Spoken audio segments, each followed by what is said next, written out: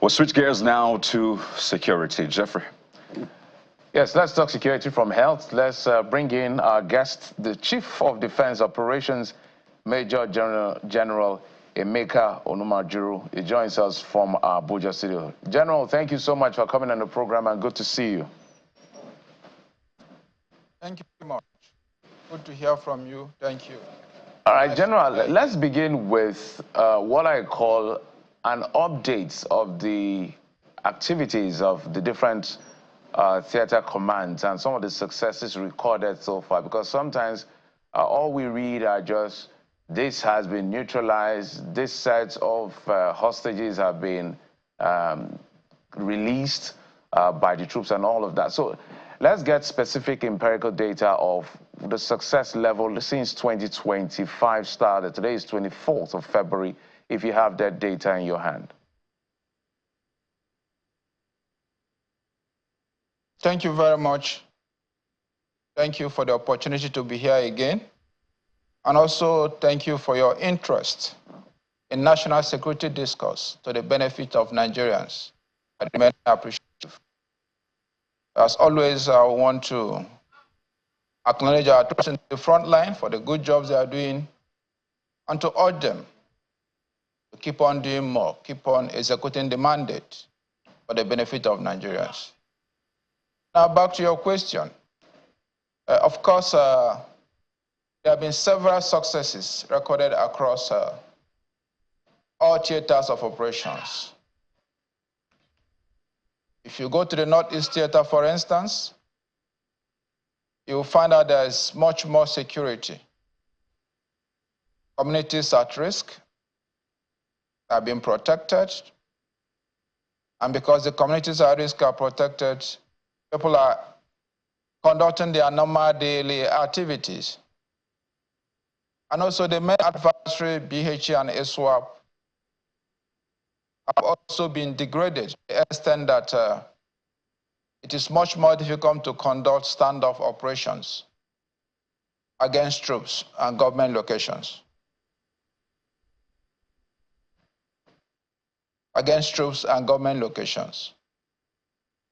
And degrading their capabilities directly on the line of defeating the adversaries. So that is why we'll prioritize offensive operations to first degrade the adversaries. And by degrading them, we've been able to open the socio-economic space. Roads are being opened.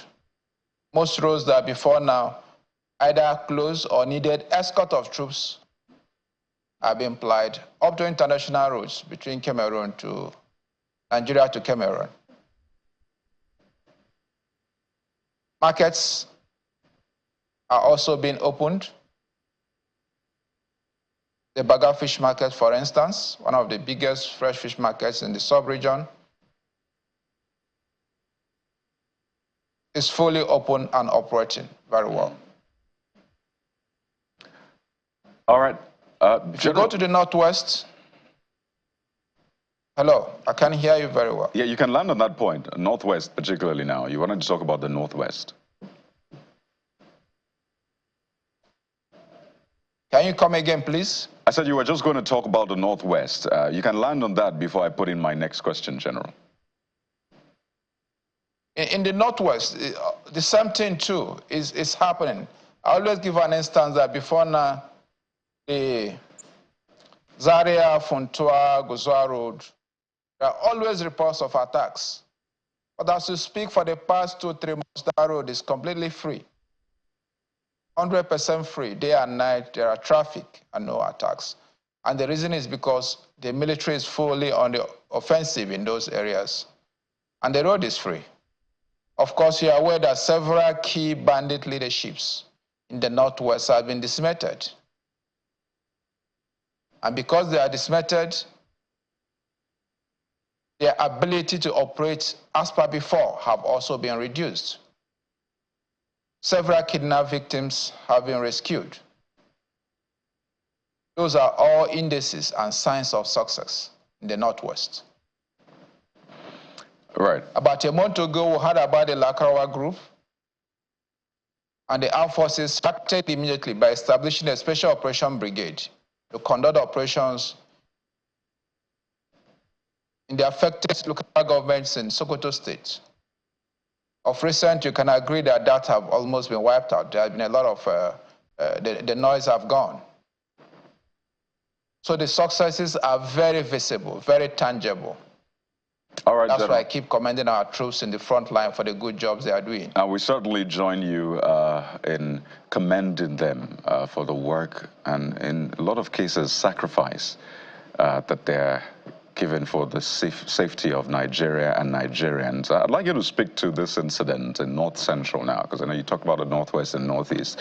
But in Niger State last week, we understand that for 3 days, terrorists, locally known as bandits, ransacked more than 24 villages across 3 local governments in the state, killing no fewer than 8 locals and kidnapping many others. And a lot of people are still concerned about the brazen nature of some of these attacks, particularly in areas where are not ungoverned in that sense. You have some sort of military presence not too far away. So perhaps you might want to give us an insight and the aftermath. I know that the military swung into action afterwards, but perhaps give us the insight into why we still see these brazen attacks and for how long we'll keep seeing them. Yes, thank you for bringing the North Central into perspective. Niger State, there are ongoing challenges in the Shiroro General area that is acknowledged.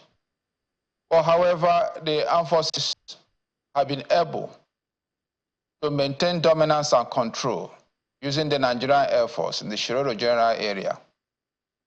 Definitely there will be 1 or 2 incidents, but 1 or 2 incidents doesn't translate or does not reduce the impact of ongoing operations. Warfare, like you know, there are reverses, quite all right. There are lone wolves, there are lone incidents, but the lone incident doesn't undermine the huge successes that are recorded. What we are doing is to continue to use technology, continue to use the instrument of the Nigerian Air Force to increase dominance in that huge area. Of course, you're aware that Niger State is very, very large, about the largest state in the country. So maintaining physical presence, deploying troops in the entire state in itself is a challenge. But we're applying technology, applying the Air Force to make sure that areas that are really at risk are being dominated. That we hope will be able to address the security challenges, while we'll continue to deploy more ground troops to mop up. All right, General, one of the things, we're here to look at some of the good work that the armed forces is doing, but one of the things we need to discuss is motivation and remuneration and welfare, which I want you to speak to on the background of to the effect that not too long ago, I know ex-servicemen had actually, I think, went to the Ministry of Finance, I think one of those ministries, to protest, I think, pensioners. They were really not happy with the state of things as far as their monies are concerned.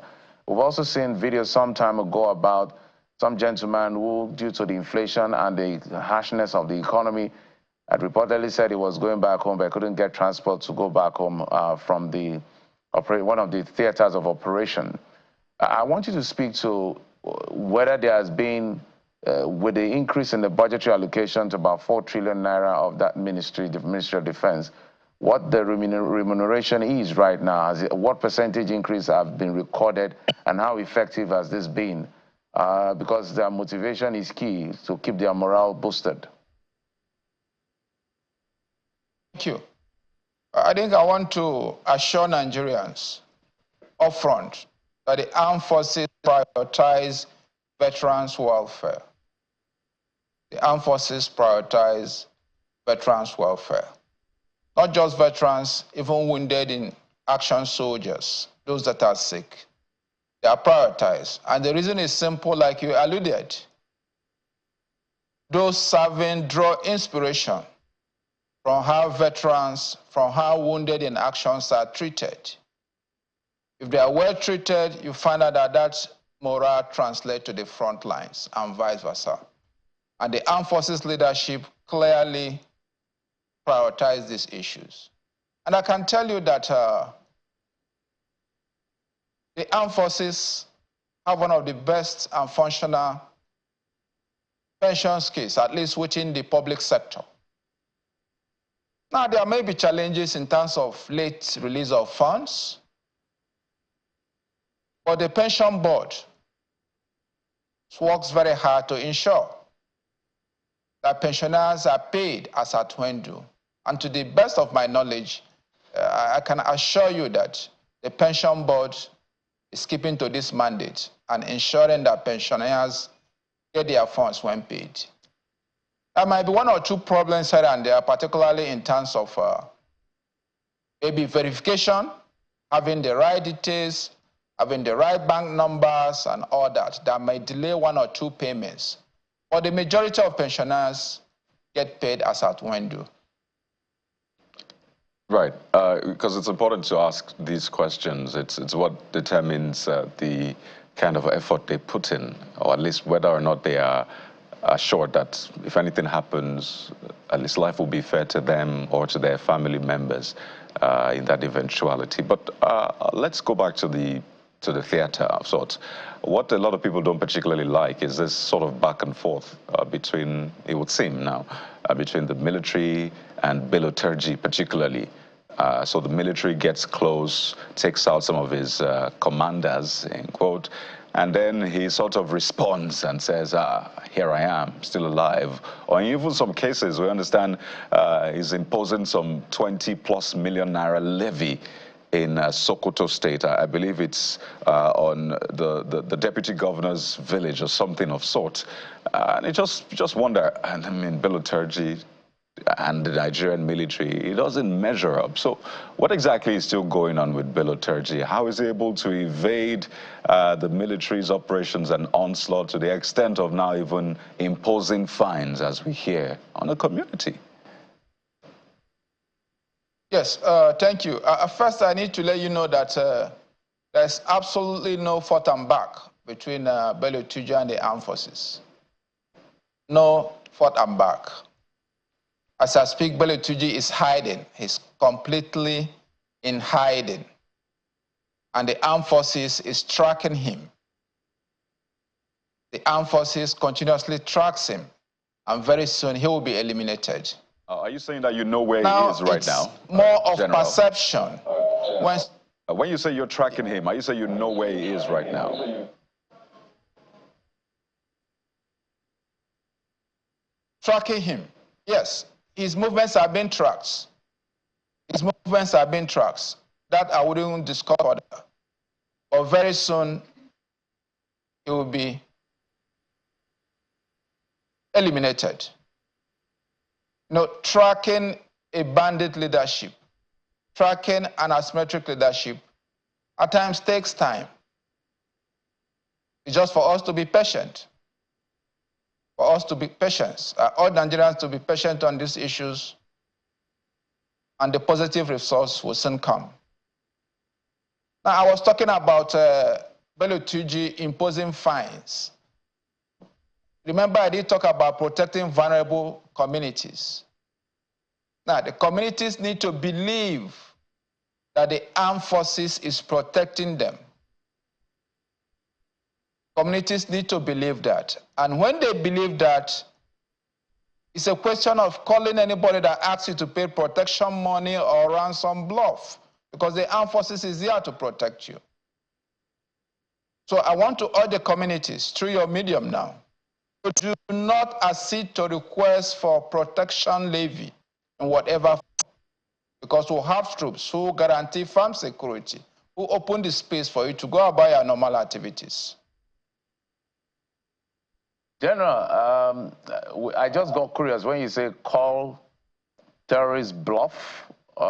As much as we understand the power and the sovereignty of the Nigerian state, what assurances are you giving, and which communities are you talking about here? Because these people have been, buffeted almost in perpetuity for years by these miscreants, this element that are terrorizing our communities and even killing them, and asking them to call bluff. What assurances are you giving them? The assurance we are giving is that we'll have troops deployed who have conducted an extensive mapping of communities at risk in Zamfara, in Sokoto, and the security of those communities have been prioritized by the theater headquarters, Operation Fasan Yama, in terms of rapid response, in terms of close deployment, in terms of provision of security for farming, particularly when there are cluster farms. So with that level of security, communities can be rest assured that the military is there to protect them. Of course, we can still do more, but the basics are being provided while we continue working on improving the level of security in outlying communities. I also want you to speak to the issue of, because we're just trying to x-ray effort here, I would like to speak to the issue of intelligence gathering, especially military intelligence gathering, to forestall incidents of the attack we see. Because sometimes when we see this attack, it feels like it's more reactive than proactive. We've seen some gains, but there's a lot more to be done so that these incidents don't even occur in the first place, or is minimized as much as possible. There's been that issue as to the effectiveness of intelligence gathering to be able to forestall this. And given the incident of either secondary bombing and the back and forth sometimes between the state government and the military as to whether these terrorists are embedded in the system and the communities such that the communities become collateral damage, that back and forth can actually dissipate some level of intel on the ground from the community to the security agencies. How are you managing that? Yes, asymmetric warfare is intelligence-led. Terrorism is intelligence-led, and the armed forces of Nigeria prioritize intelligence collection. Without intelligence, without actionable intelligence, your ability to succeed in an asymmetric environment is almost zero. So we'll prioritize that. Key programs in this line include the establishment of Joint Intelligence Fusion Cell. The whole idea is to ensure that intelligence from all agencies are centralized and readily available to the troops that need them at the right time. There's also increased ISR, intelligence, surveillance, and Reiki. I did talk about using the Air Force to dominate the terrain. That's also part of intelligence, ensuring that we'll have clear visibility of most of the areas, particularly areas at risk. Right. There's also intelligence liaison around the border areas with friendly countries and neighboring countries, so that we'll pull all this together. Now, can we have more intelligence? The answer is always yes. The answer is always yes. Intelligence can never be enough. And I want to talk about the issue of being reactive. You know, for one incident that the armed forces is reactive, about 1,000 have been neutralized through intelligence, which you are not aware of. The one you are aware of is the one that is already out there. For several that have been neutralized, you wouldn't be aware of that. All right. So I want you to understand, for every single incident that is out there that the armed forces seems to be reactive, all right, General, they have been able to neutralize 1,000. And we, as always, will wish you the very best. And I know there's also the conversation about, platforms, how available are they, arms and ammunitions. But we have to ask you this question. It's sort of the elephant in the room, right? For days now, Nigeria has been awash with reactions to former military head of state's book, that's IBB's Journey of Service book. And for some people, it just opened old wounds. For those who are maybe not aware of events then, they probably are seeing the military in a different light. So when you're speaking right now, some are perhaps hearing and seeing you from the perspective of that book, some of the things that happened. And I want you to speak to the military establishment now, maybe lessons learned from then and how the military establishment is positioned such that we have weaned ourselves off, that dictatorship military era, and we've sort of intersected well with democracy. How well has the military establishment moved on from events of the past as we wind down, General? The military have clearly moved on because the military is very dynamic. Dynamic in the sense that the military is continuous in a state of transformation. And because they are in a state of transformation, things change. Best practices come on board. And they are being refined to ensure that we'll have an armed forces that Nigerians are proud of. The military of 20, 25 years back is clearly, in terms of upbirth, in terms of attitude, in terms of training, even in terms of threat, it's not the same. And because the threats mutate constantly, we keep on changing to be able to address these situations. Now, talking about lessons we have learned in counter-terrorism operations, which I want to put out there, is that first, the whole of society approach is preeminent. Whole of society approach is preeminent in addressing asymmetric conflicts. And that is why if you look at all the strategic documents like the National Security Strategy, the National Counterterrorism Strategy, it talks about whole of society approach. It assigns roles to all MDAs. That is our number one lesson. The number two lesson is that we must be able to produce arms. I thank Mr. President for the DICOM bill that has been signed, which I believe will put us on a better path to local arms production. Because the challenges in procuring arms, even when you have the resources, is huge. But if you can produce at home, that gives you more of a fighting chance. All right, General. Again, maybe asymmetric threats, particularly terrorism, maybe through bilateral and multilateral initiatives. Okay, General, we're totally out of time. But in fact, the conversation was about to get interesting when you came to the issue of armor and localizing, or what they call backward integrating this production of our armory or our weapons. That will be a big conversation for us because that's quite critical. But must thank you so much for the work you do. Chief of Defense Operations, Major General Emeka Onumajuru, joining us from Abuja studio. Thank you so much, and thank you for your service, and wish the military the very best and success. Thank you very much. Thank you. All right, we'll take a quick break now. When we come back, the women in business are already here. So we spotlight on all of them and the great things they are doing within their little spaces. Join us again.